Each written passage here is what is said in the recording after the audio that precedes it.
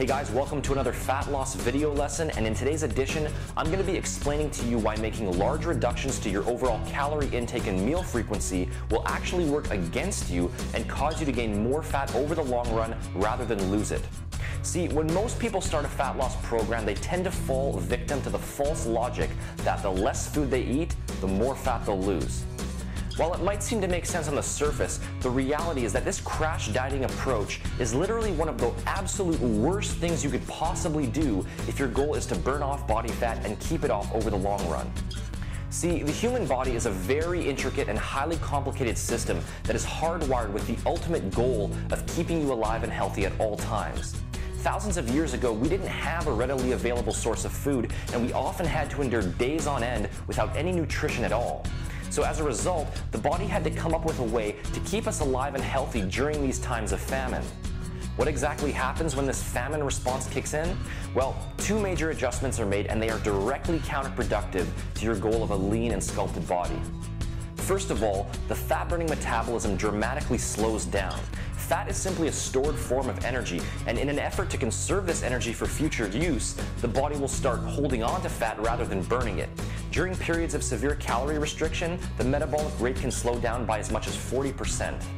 Secondly, your body's levels of lean muscle tissue will begin rapidly wasting away. Muscle is metabolically expensive tissue, and it requires a lot of energy to build and maintain. So in an effort to further conserve energy and to obtain a source of much needed protein, the body will begin breaking down and wasting away your lean muscle tissue. In fact, around half of the body weight that you lose during a crash diet comes from muscle mass. To sum these 2 points up, when you deprive your body of the calories that it needs each day for proper functioning, you begin storing more fat while losing lean muscle tissue. It's the ultimate double whammy and is the absolute opposite goal of what you should be striving for.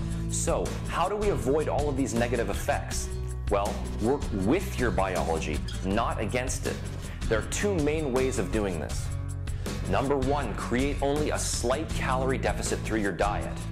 A good general guideline for this is to consume 15 to 20% fewer calories than is needed to maintain your current weight. As a rough general figure, this usually equates to consuming about 11 to 13 calories per pound of body weight each day. And number two, maintain a high meal frequency. Instead of the traditional notion of 3 square meals a day, start getting into the habit of consuming 5 to 7 smaller meals a day, spaced every 2 to 3 hours. This will prevent your body's starvation mechanism from kicking in and will help to keep your fat-burning metabolism elevated all throughout the day. The take-home message of this lesson is very simple.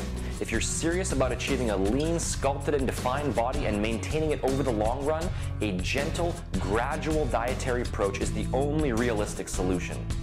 Focus on a small calorie deficit through your diet, maintain a high meal frequency, and ensure that you're providing your body with all of the nutrients that it needs each day for proper functioning. This kind of approach is going to keep your fat-burning metabolism elevated, is going to preserve your lean muscle tissue, and is going to set you up for healthy, long-term fat-burning results that no crash diet could ever produce.